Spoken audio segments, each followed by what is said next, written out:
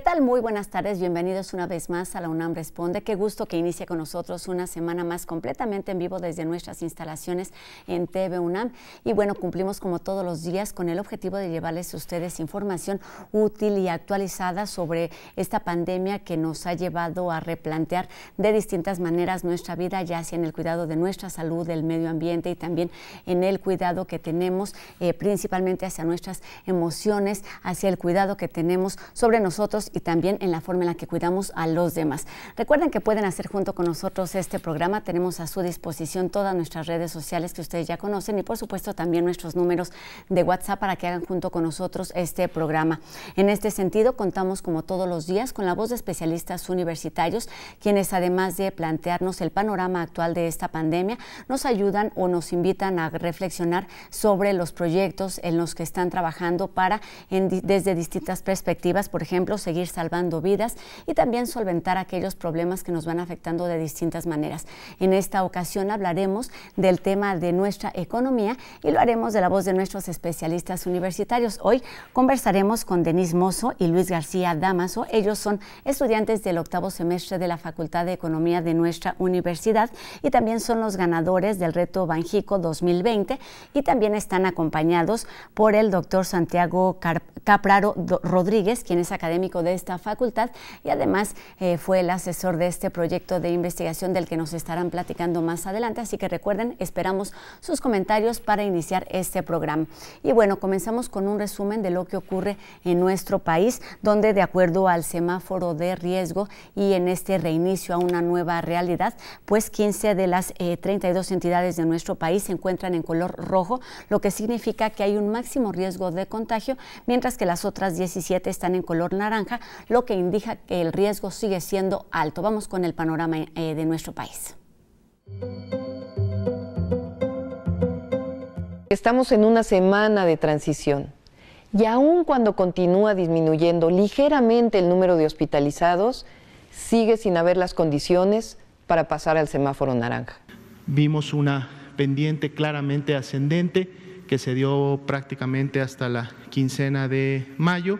Ya desde la última semana de mayo y lo que va del mes de junio hemos tenido una estabilidad que es alta, que todavía no muestra un descenso. La sugerencia es no le preste más atención a los colores del semáforo que a la prevención. Lo importante es prevenir y hay medidas, hay intervenciones, hay acciones, comportamientos muy sencillos y muy directamente relacionados con usted. Está en sus manos el prevenir el COVID. Subrayar primero que estamos cumpliendo el compromiso de no aumentar el precio de la luz. Segundo, que con la pandemia se acordó que aún creciendo el consumo no se aplique una tarifa que signifique pagar más. Y tercero, que no se cometen injusticias. Que esto ya cambió, ya no es lo mismo.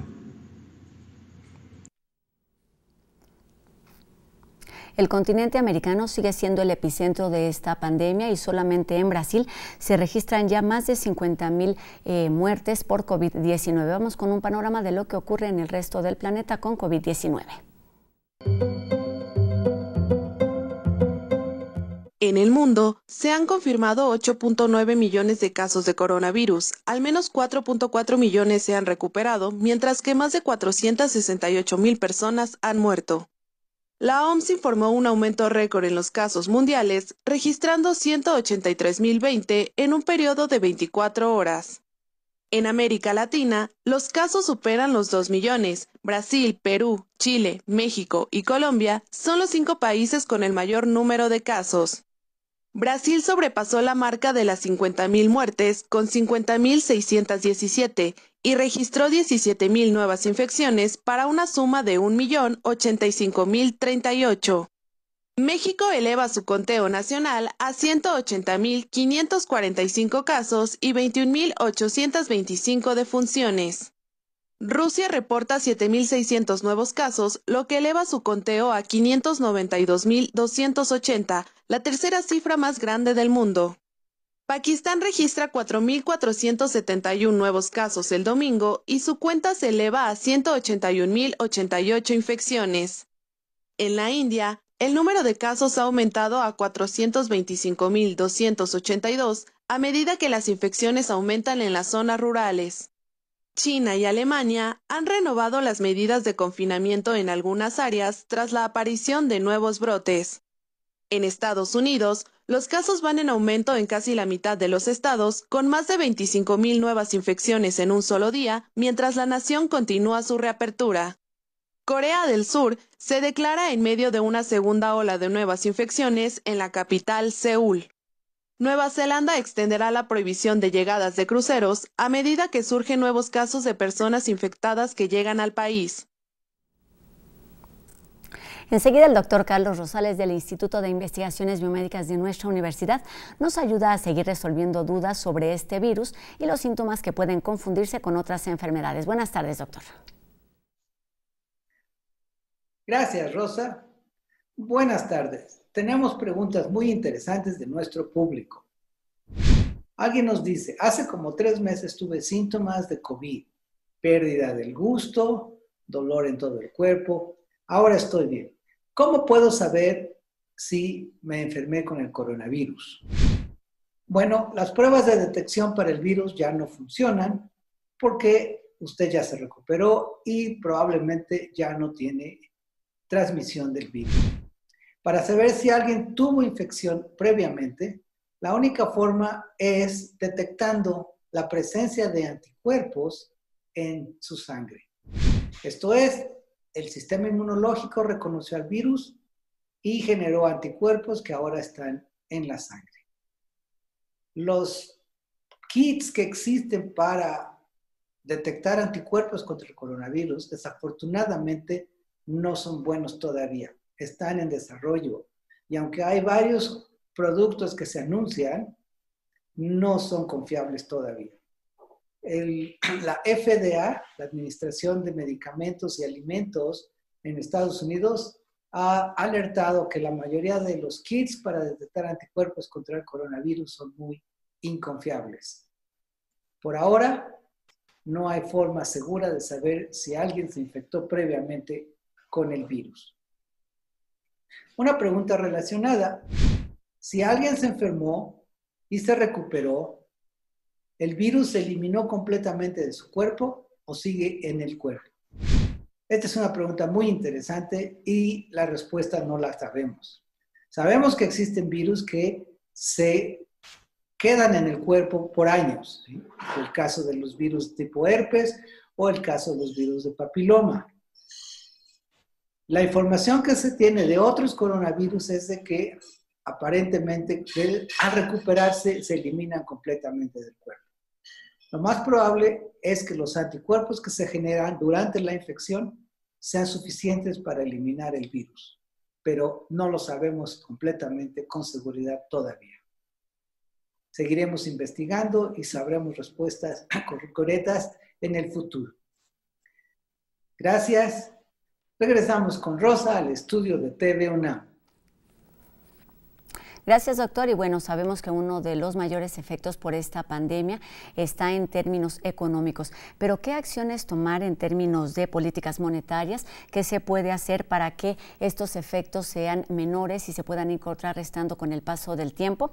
Para hablar precisamente de este tema, conversamos con los ganadores del reto Banjico 2020. Ellos son en primer término, son 2 de los miembros de este equipo de estudiantes de la Facultad de Economía de nuestra universidad. Y saludo primero a Denise Mozo, estudiante de octavo semestre. ¿Cómo estás, Denise? Hola, mucho gusto, Rosa. Muy bien, ¿y tú? Pues muy bien, muchas gracias, muchas felicidades por este reconocimiento y pues estaremos platicando también con Luis García Damaso, también estudiante de octavo semestre de esta Facultad de Economía sobre este tema. ¿Cómo estás, Luis? Buenas tardes. Bien, muchas gracias. Pues gracias por estar aquí con nosotros en la UNAM Responde, y también saludamos al doctor Santiago Capraro Rodríguez, quien es académico de esta facultad y además fungió como asesor de este equipo ganador. Doctor, ¿cómo está? Buenas tardes. ¿Qué tal, Rosa? Muy buenas tardes. Todo tranquilo por ahora. Pues qué bueno, afortunadamente aquí estamos abordando temas importantes. Evidentemente hay prioridades, que es el tema de la salud, pero hay otros temas en los que se tiene que ir trabajando muchísimas personas y muchísimos mexicanos principalmente en nuestro país y en otro territorio están siendo afectados por esta larga contingencia que se ha extendido durante ya varias semanas. Y bueno, para esto están aquí para platicarnos de este proyecto. Se trata de 446 equipos los que participaron. Ellos pertenecen a distintas instituciones educativas de nuestro país, los que fueron inscritos en este reto Banjico, y uno de ellos, o varios equipos de nuestra universidad están inscritos y uno de ellos fue de la Facultad de Economía. Doctor, ¿por qué no comienza por explicarnos cuál es el objetivo de este concurso que organiza el Banco de México? Bueno, el objetivo que tiene este evento es que los alumnos de nuestras universidades funjan como miembros de la Junta de Gobierno del Banco de México y analicen la realidad nacional y propongan una posición de política monetaria una vez que se analiza la coyuntura del país, se tienen en cuenta los pronósticos que se pueden obtener de los modelos econométricos y a partir de ahí el que mejor interpreta la realidad o el mejor trabajo para interpretar la realidad es el que sale ganador. ¿Qué significan estos términos como modelos econométricos? Pero antes me gustaría que Denise nos explicara en qué consiste este proyecto que presentaron para el concurso. Denise, te escuchamos.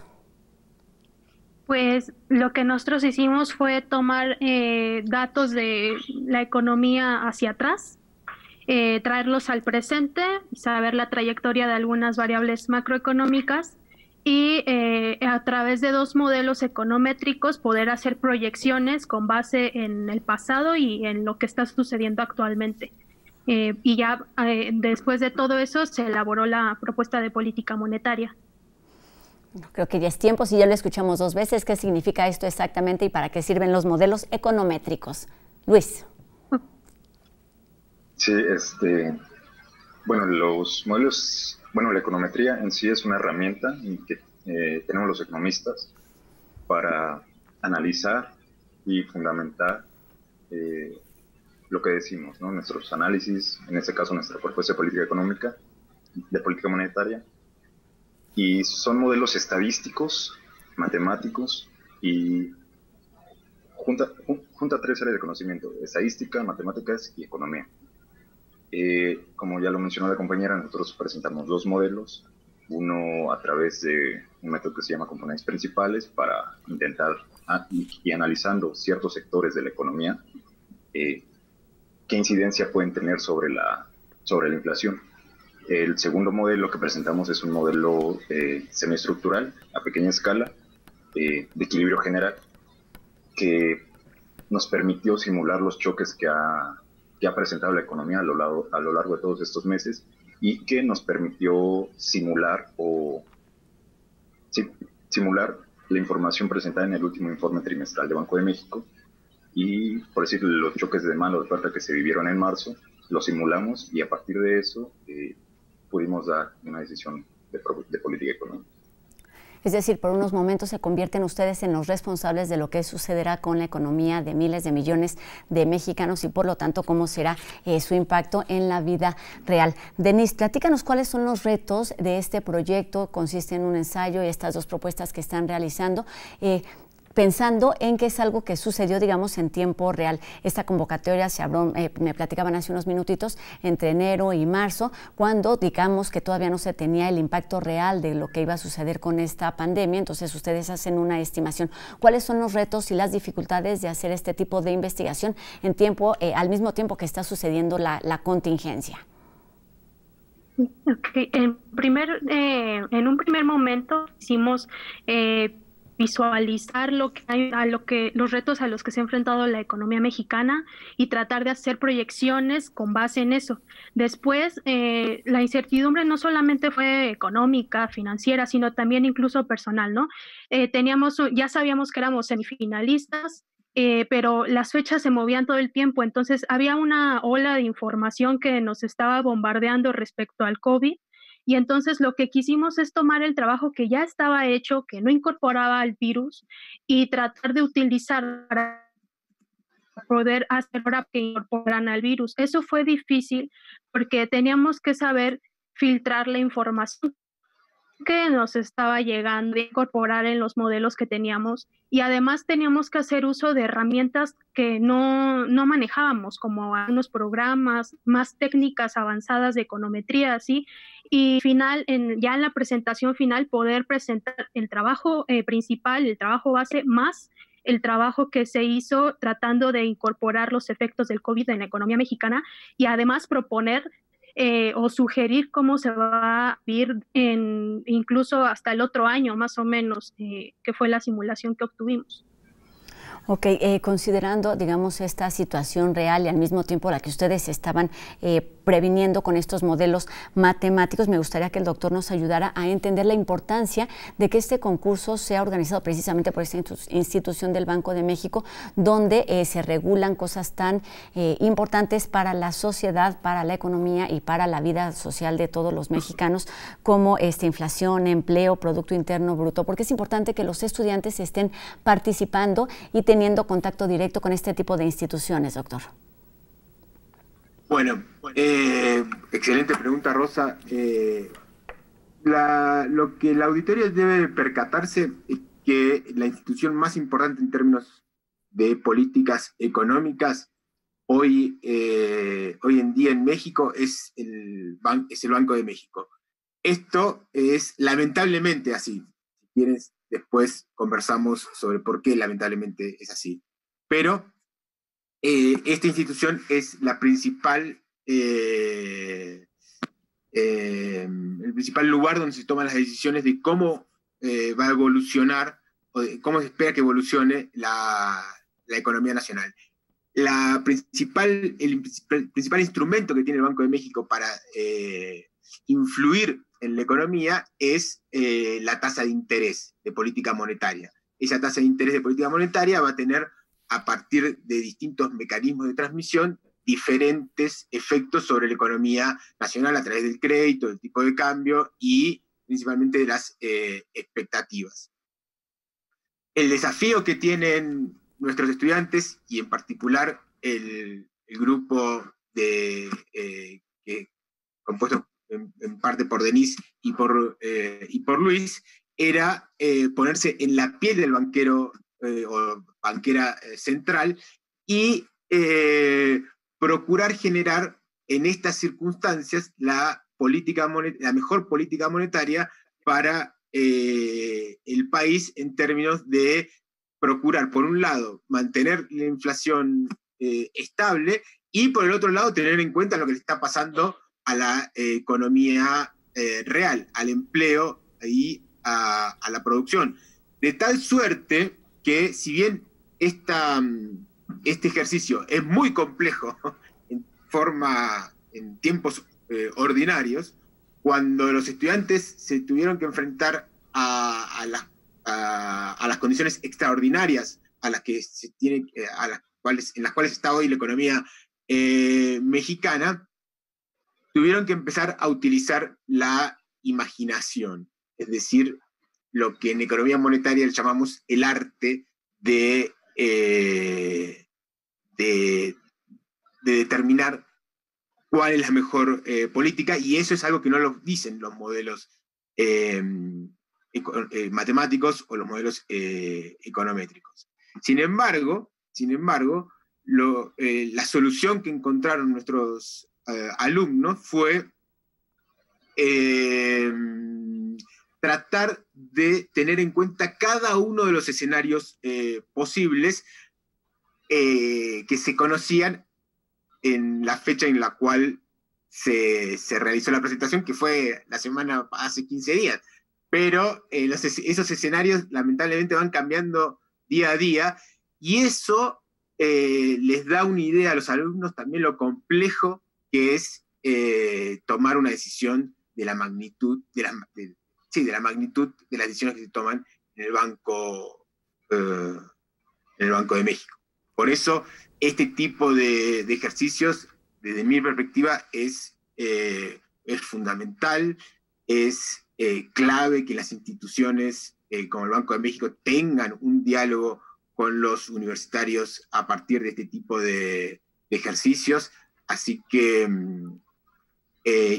incluso no solamente nos hace reflexionar a nosotros como universitarios, sino también los enfrentan a ellos con ideas frescas, con nuevas formas de abordar los problemas que este tipo de instituciones tienen. Así que me parece un ejercicio fundamental en la vida económica, en la vida democrática de nuestro país. Exactamente, es algo así como un adelanto de examen profesional. Y consideran dos momentos básicos. Uno es todo este antecedente histórico con el que ya cuenta nuestro país, del que nos mencionaba Denise. Y me gustaría, Denise, que nos reiteraras o que nos explicaras más ampliamente en qué consiste este panorama de lo que se ha vivido en nuestro país en términos de economía, de lo que se consideró para que fuera la base de este ensayo que presentaron.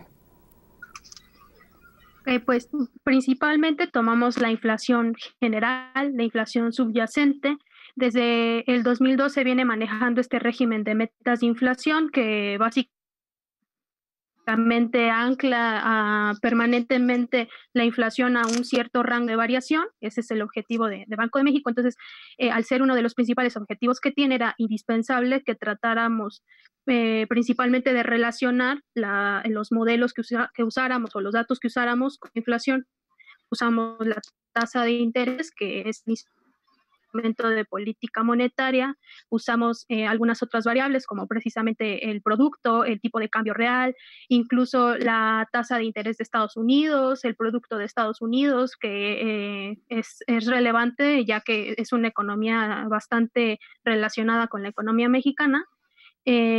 También incorporamos los rezagos. En esta parte fue indispensable para el trabajo incorporar los efectos que tiene la historia de esas variables macroeconómicas en el presente, y también las expectativas que tienen los individuos a futuro considerando la historia, ¿no? Entonces, solamente usamos como principalmente esas variables, y a partir de ahí pudimos relacionarla. Ahí ya se hizo uso de los modelos métricos para saber cómo interactuaban unas y otras.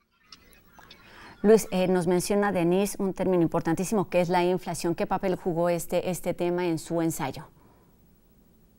Pues fue el centro de todo el análisis, ¿no? Al menos en la primera parte del trabajo, porque, como ya lo mencionaron, el régimen de metas de inflación, que es mantener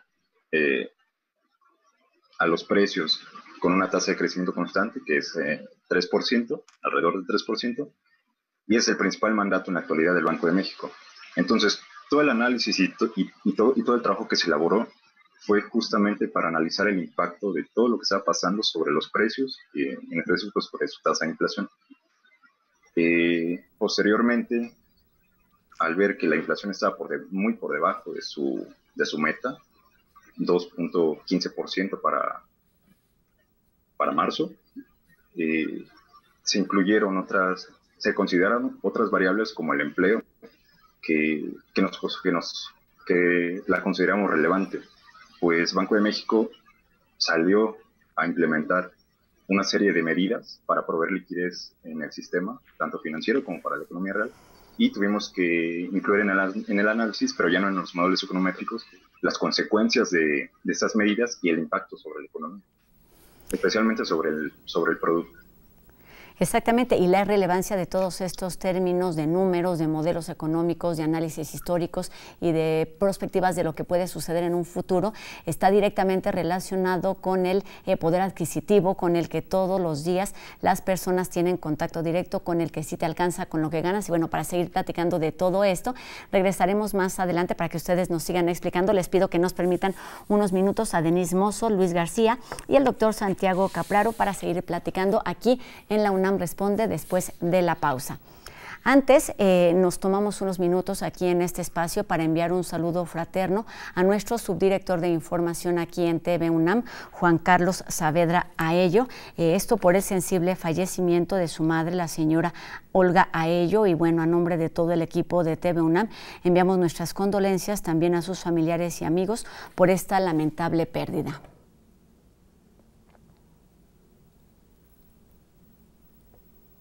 Continuamos aquí en la UNAM Responde y ahora les platico de una iniciativa para ayudar. Se trata de la campaña Protege a una enfermera, dona un kit. Se trata de una iniciativa de la Escuela Nacional de Enfermería y Obstetricia, la ENEO, y Fundación UNAM, que fue creada para apoyar a los pasantes en servicio social y personal de enfermería de nuestra universidad, que se encuentran en centros hospitalarios, comunitarios y de atención a población marginada.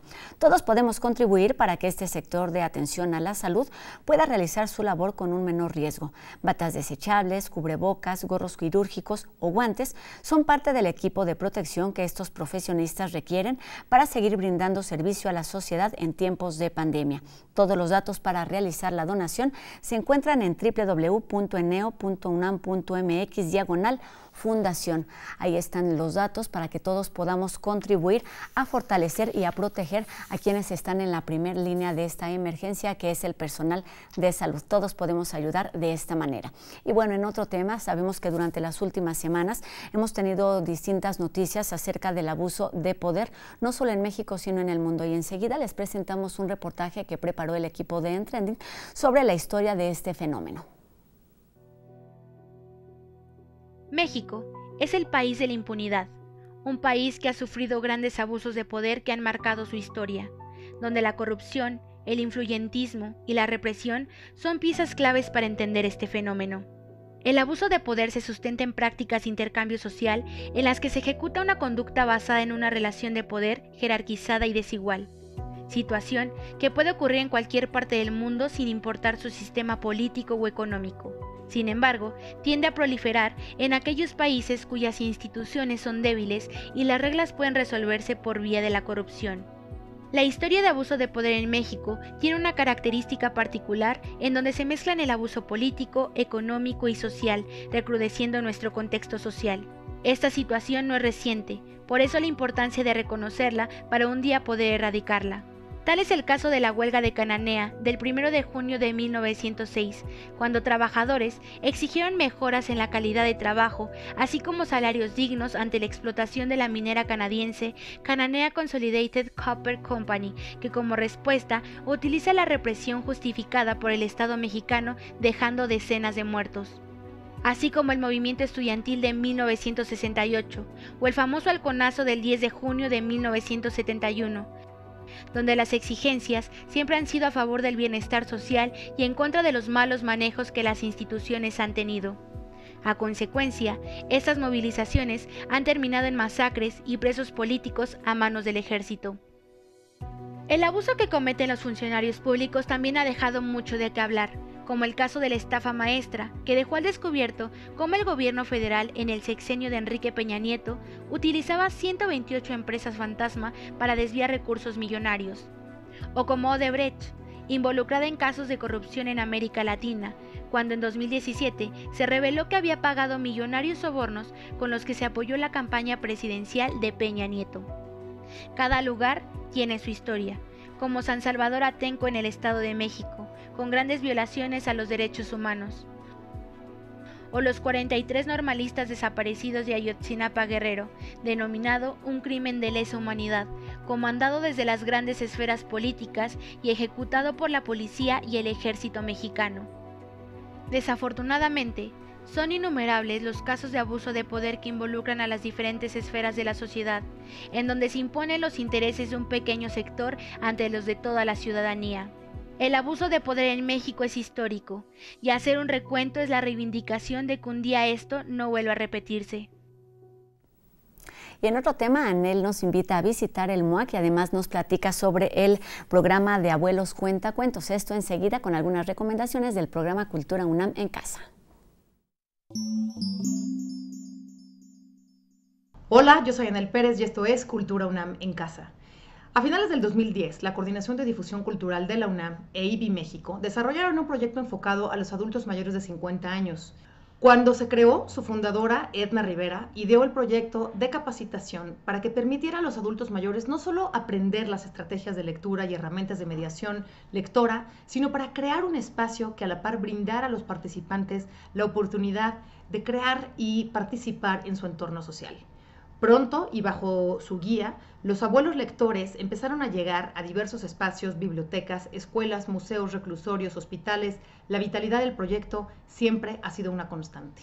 En 2019, este programa pasó a la Dirección de Literatura y Fomento de la Lectura, en particular al Sistema Universitario Universo de Letras. Para los abuelos de la lectura, este es un ejercicio de autonomía voluntario que se convierte en una actividad cotidiana, gozosa y significativa, generando vínculos intergeneracionales perdurables a través del afecto entre la palabra, los lectores y la familia. Actualmente está cursando este programa la generación 19 en 3 sedes: la Casa Universitaria del Libro, el Museo Universitario del Chopo y el Centro Cultural Universitario Tlatelolco. Los egresados se han adaptado a esta época y utilizan la tecnología para seguir compartiendo cuentos e historias, conservando siempre la esencia que su fundadora y pilar, Edna Rivera Maldonado, concibió para el programa que se ha convertido en su legado. Escúchelos en SoundCloud, larga vida a los abuelos lectores y cuentacuentos, y Edna, descansa en paz. Les recuerdo que los museos nos acompañan siempre y hay MUAC donde estés. Dese un buen paseo por la sala 10 de este museo, una sala virtual, donde ahora podemos ver una exposición de Simon Ghosh que estará disponible hasta el 28 de junio. Simon Ghosh no puede decidir si fue buena o mala suerte pasar la pandemia completamente solo. El trabajo del cuidado satura los escasos metros cuadrados de su departamento, mientras la presencia policíaca en las calles se cuela por las ventanas. Atravesado por estas contradicciones, decidió filmar su experiencia en esta sala 10 del MUAC. Podemos verla. Y estamos en los últimos días de la convocatoria Libro Colectivo para Colorear, para que niñas y niños compartan sus dibujos para colorear. Publicaremos una muestra de los dibujos que hemos recibido para animar a los niños y niñas a enviar los suyos. La invitación se cierra el 27 de junio, así es que córrele, que nadie se quede fuera. Los niños siempre son bienvenidos en el MUAC. En homenaje al primer actor Héctor Ortega, fallecido el pasado 3 de junio, la Filmoteca de la UNAM, en colaboración con IMCINE y Filmin Latino, presenta un ciclo de cine Homenaje a Héctor Ortega. Cuartelazo, Mariana, Por la Libre, son algunas de las 7 películas que reflejan la amplia trayectoria de este guionista y actor y que estarán disponibles de manera gratuita en la plataforma Cinema MX de Filmin Latino del 22 al 27 de junio, no se lo pierda. Y en otros temas, aquí en TV UNAM vamos a tener los 80 años de Abbas Kiarostami, un ciclo de cine dedicado a este magno director, guionista, productor y fotógrafo iraní, considerado uno de los más influyentes, controvertidos cineastas de Irán postrevolucionario y uno de los más consagrados directores de la comunidad cinematográfica internacional. El ciclo incluye El sabor de las cerezas, El viento nos llevará, ABC, África y 10, realizada en 2002. No se pierda este gran ciclo de lunes a jueves a las 10 de la noche. Yo lo veo mañana con muchísima más información. Quédese en casa y disfrute de Cultura UNAM en casa. El equipo de No Memes sigue festejando a los papás muy a su manera. Veamos la siguiente cápsula.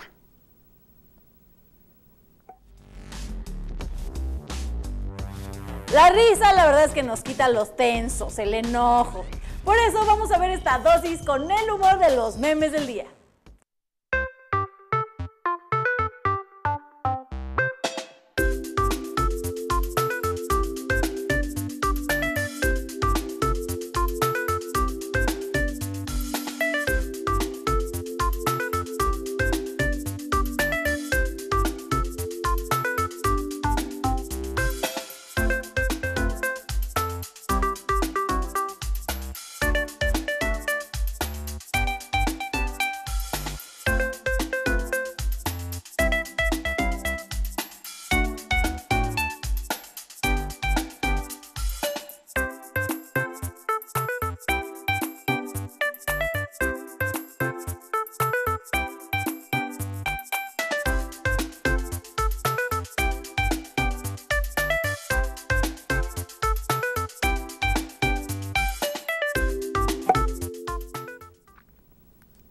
Más detalles sobre el reto Banjico 2020 y lunes internacional con Flavio después de la pausa. No se vayan, volvemos aquí a la UNAM Responde.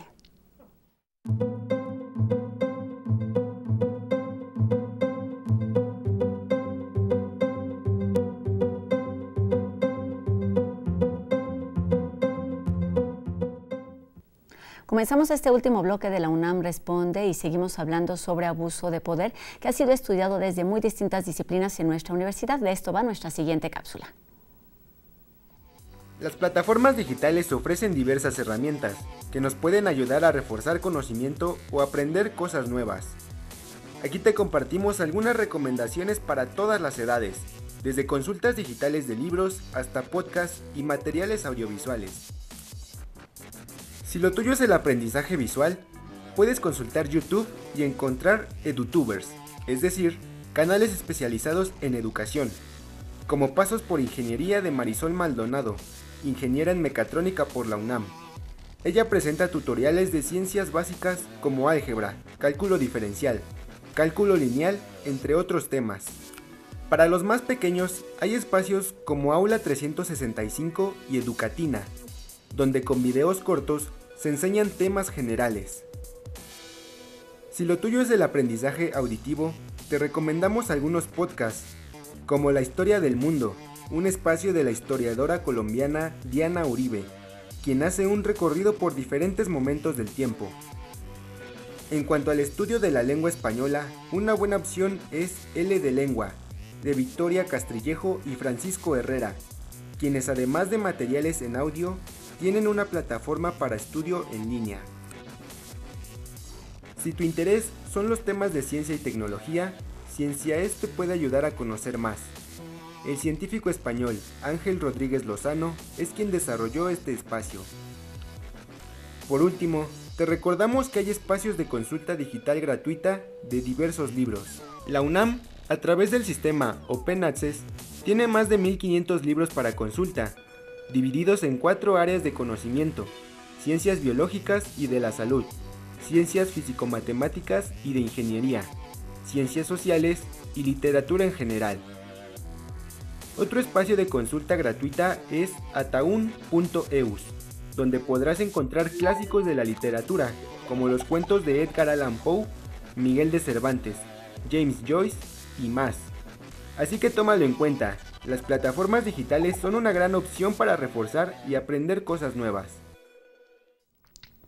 Retomamos nuestra conversación con el doctor Santiago Capraro, quien es académico de la Facultad de Economía y es fue quien asesoró al equipo ganador de esta facultad que participó en el reto Banjico 2020 y está integrado, entre otros estudiantes, por Denise Mozo y también por Luis García. Pues retomamos esta conversación y me gustaría hablar de la economía de México, que parece siempre vulnerable. México parece siempre estar en crisis y me gustaría, doctor, que nos ayudara a entender cuáles son esas características particulares que encontraron a raíz de este estudio histórico y de este análisis de lo que podría suceder a raíz de esta contingencia. Por supuesto, en términos económicos. A diferencia de tu sensación, Rosa, lo que encontramos es que la economía mexicana es bastante estable. Lamentablemente se encuentra en un estancamiento con alta desigualdad. Podríamos decir que son las características esenciales de la economía mexicana. Y en este estancamiento con desigualdad en los últimos 20 años principalmente, ¿sí? Desde el 2000, que como bien decían Luis y Denise, desde el 2000 es el año en el cual se empieza a aplicar la política monetaria de metas de inflación en una forma formal. En estos 20 años, lo que hemos tenido es estancamiento económico, es decir, muy poco crecimiento económico, con una alta desigualdad en términos de salarios o en términos de ingresos y de riqueza en general. Entonces, las crisis, ¿sí? A diferencia de los años 80 o 90, que las producíamos nosotros, ahora las crisis las importamos. ¿sí? Entonces importamos la crisis del 2008 e importamos esta crisis desatada por la pandemia de COVID-19. Lo interesante que también se encuentra en esta investigación es que parece que se ha hecho la tarea en términos de estabilizar la macroeconomía. Sin embargo, no se ha hecho la tarea para salirnos de este proceso de estancamiento con alta desigualdad. Es decir, el gobierno mexicano es el gobierno que menos ha expandido el gasto público para tratar de disminuir los efectos nocivos en términos económicos de la pandemia de COVID-19, es decir, y estos efectos nocivos son falta de empleo y disminución de los ingresos de los trabajadores. Entonces, México va a ser uno de los países en el cual esta crisis le va a pegar más a nivel mundial, ¿sí?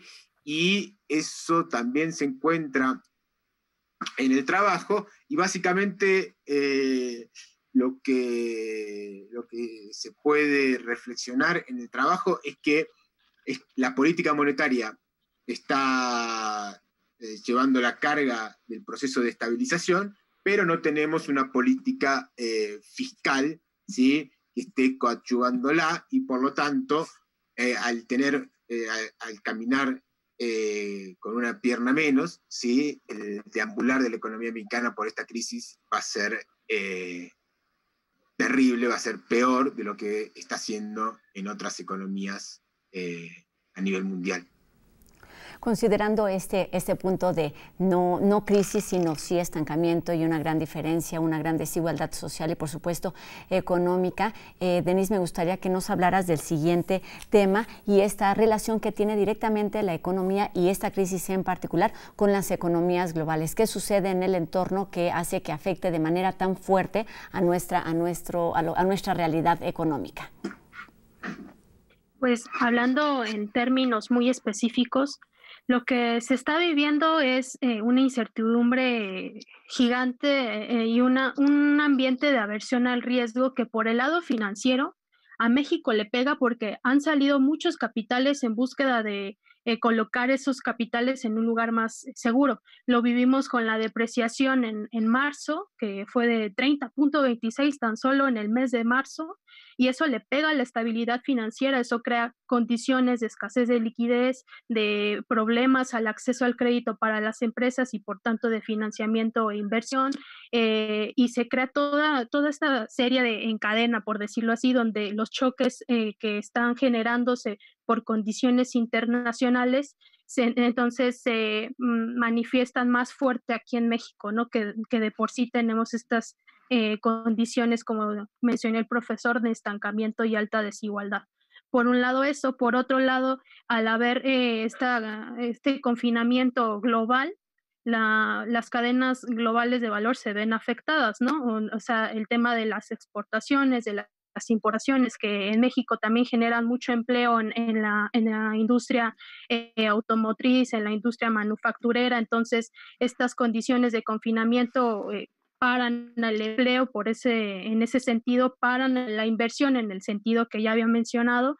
Y lo que encontramos en el modelo también es que el papel de la política monetaria es indispensable. Sin embargo, llega un momento donde deja de ser efectiva, y entonces por eso los choques a los que estamos enfrentándonos ahorita van a tardar en salir de la economía, y esos choques son por los dos lados, ¿no? Se generaron a lo mejor por condiciones no locales, o sea, internacionales e incluso fuera de la economía, que son condiciones sanitarias. Sin embargo, están provocando que hayan problemas nacionales, ¿no? Entonces, el proceso de recuperación va a ser tardado y también tiene mucho que ver con cómo se recupere la economía global.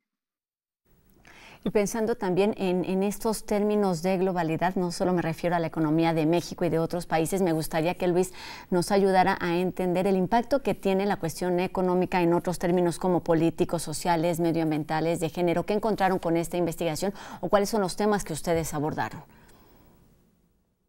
Bueno, las consecuencias de todo eso son, para donde quiera que se quiera ver, pintan muy mal, ¿no? Sobre todo porque esta crisis no, como las anteriores, digamos la del 2008 o la del 94, no tienen su origen en el sistema financiero. O sea, eso es una crisis derivada de una crisis sanitaria, ¿no? Entonces, la reactivación económica puede prolongarse hasta el siguiente año. Checando las cifras de empleo, al menos para marzo se perdieron casi 500,000 de empleos, plazas afiliadas al IMSS, ¿no?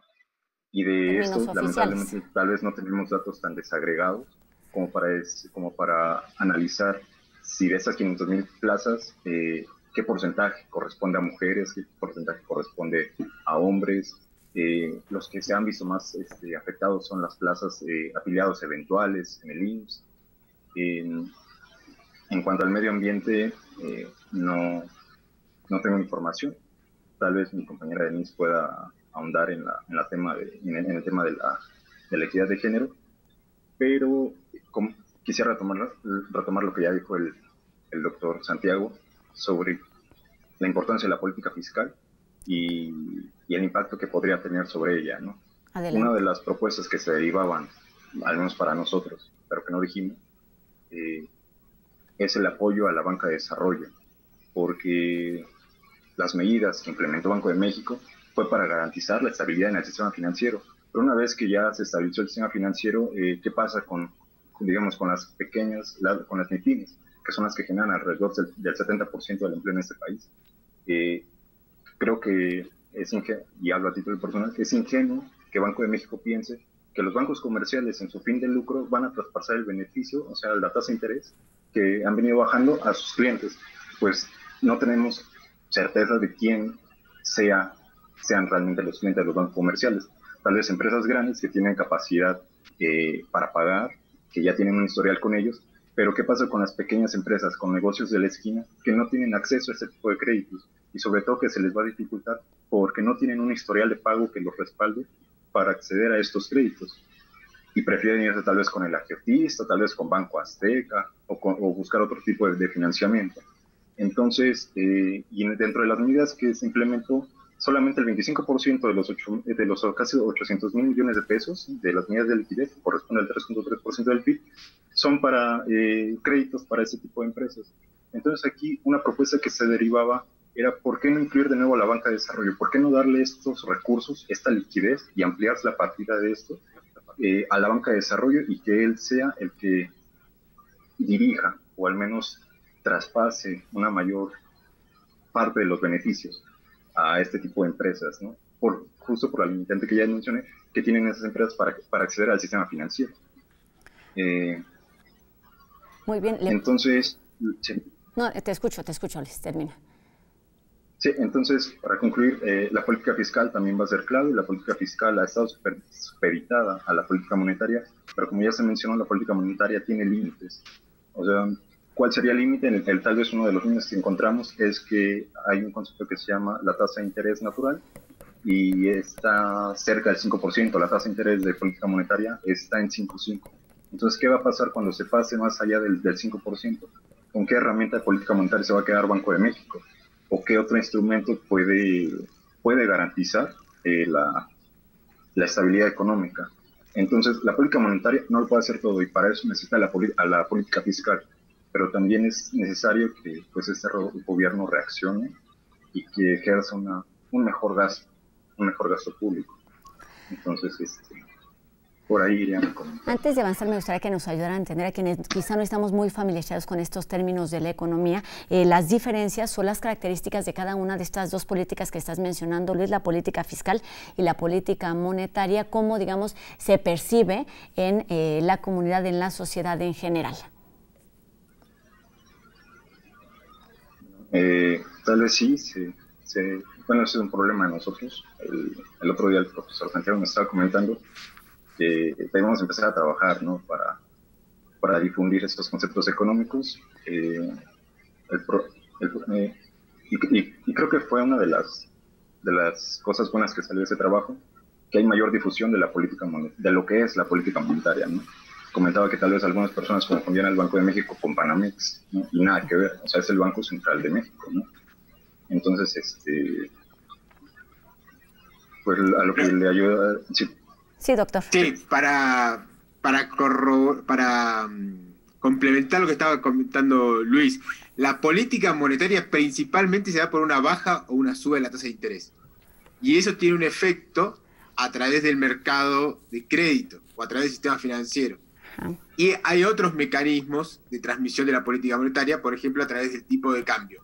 Pero si ustedes se fijan,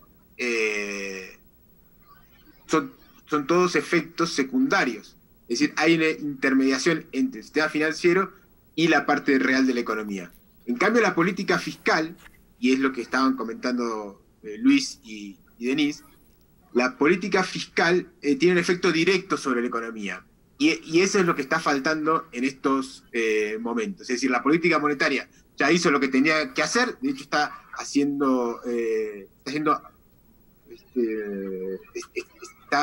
planteando otro tipo de instrumentos nuevos. Sin embargo, lo que está faltando hoy en día es la política fiscal. Es una política fiscal que llegue directamente a las MIPYMES, como comentaba Luis, o que llegue a las 10 millones de personas que salieron del mercado laboral durante abril.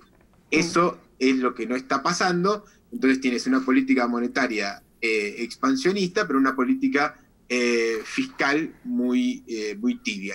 El resultado de las dos, ¿sí?, es lo que estamos sufriendo en este momento.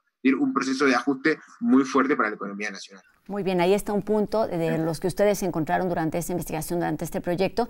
Y además de que Denise nos platique sobre este tema de género, me gustaría dirigir también esta pregunta sobre las propuestas para reactivar la economía en términos de lo que encontraron ustedes en la investigación y lo que están proponiendo. Okay. Pues para México el mercado laboral para una mujer es difícil, está muy fragmentado. Tenemos una de las tasas de empleo femenino más bajas, al menos para la organización de la OCDE, de 45%. La brecha salarial respecto a los hombres también es bajísima. La mayoría de las mujeres en México está empleada en el sector informal, entonces esto implica que no tengan acceso a seguridad social, a que tengan bajos salarios y que sean empleos inestables, ¿no? Entonces, si lo que nosotros estamos aquí viendo, lo que nosotros encontramos en los modelos es que el producto reacciona poco a los movimientos de la tasa de interés. Banco de México el 21 de abril implementa estas medidas adicionales que van dirigidas a varios sectores y está muy bien.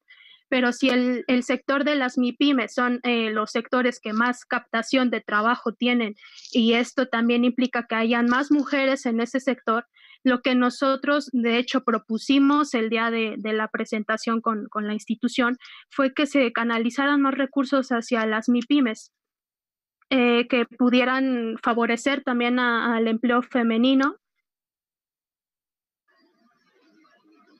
¿Sí? Se colgó, me parece. Exacto, algo pasó. Doctor, nos queda muy poco tiempo para terminar esta entrevista y me gustaría que nos ayudara a entender, para cerrar, la participación que se requiere. Nos hablan de estos huecos que van encontrando, de estas realidades que también van identificando, que por supuesto son indispensables, tener una base para poder planear lo que sucederá en un futuro. Y me gustaría que nos hablara en estos términos lo que debe hacerse en nuestro país en términos de ciudadanía y de políticas públicas. Bueno, respecto a lo que plantea Rosa, aquí lo que tenemos que hacer es entender cómo funciona la economía mexicana, ¿sí? Lo que ha planteado este grupo de alumnos, como bien comentaba Denise, es que la política monetaria tiene ciertos límites, entonces lo que hay que procurar es la coordinación entre la política fiscal y la política monetaria, y aquí no hay que confundir política fiscal con irresponsabilidad, con fobaproa y con ese tipo de cuestiones que fueron muy controversiales en el pasado, porque si no dejamos que haya una participación activa de la política fiscal durante esta pandemia, lo que estamos generando es que los más desamparados de nuestra sociedad, es decir, las personas con menores ingresos, sean los que más sufran las consecuencias de la pandemia. Y como bien creo que iba el comentario de Denise, entre esos grupos más vulnerables están las mujeres. Entonces, si no hacemos que haya una coordinación entre política fiscal y política monetaria, lo que estamos provocando es un empeoramiento de la distribución del ingreso y de la riqueza a nivel nacional, y también un problema de género, porque la crisis le va a pegar más a las mujeres que a los hombres. Entonces, el trabajo puede ser también un llamado de atención a las autoridades en términos de política fiscal. Exactamente, porque todo esto está directamente relacionado con el bienestar social. Pues agradezco muchísimo el que hayan estado aquí con nosotros para platicarnos de este proyecto que obtuvo el primer lugar en este reto Banjico 2020. Entonces, pues hay mucho que hacer sobre este tema. Digamos que este es el primer paso, un primer acercamiento, y hay mucho que hacer y muchas acciones que tomar desde distintos niveles. Agradezco a Denise Mozo y a Luis García, estudiantes de octavo semestre de la Facultad de Economía, el haber estado con nosotros, y también a su profesor y asesor, el doctor Santiago Capraro Rodríguez. Buenas tardes y muchísimas gracias por estar estos minutos aquí en la UNAM Responde. Gracias a ti, Rosa. Muchas gracias a usted. Muchas gracias, y bueno, y con esto terminamos una emisión más de la UNAM Responde. Recuerden que puede ver nuestra retransmisión hoy y todos los días en punto de las 6:30 de la tarde por TV UNAM, y mañana tenemos una cita a las 2:30 de la tarde completamente en vivo. Gracias a todos ustedes quienes nos acompañaron del otro lado de la pantalla, y también al reducido equipo que hace posible esta transmisión desde TV UNAM. Nos vemos mañana. Adiós.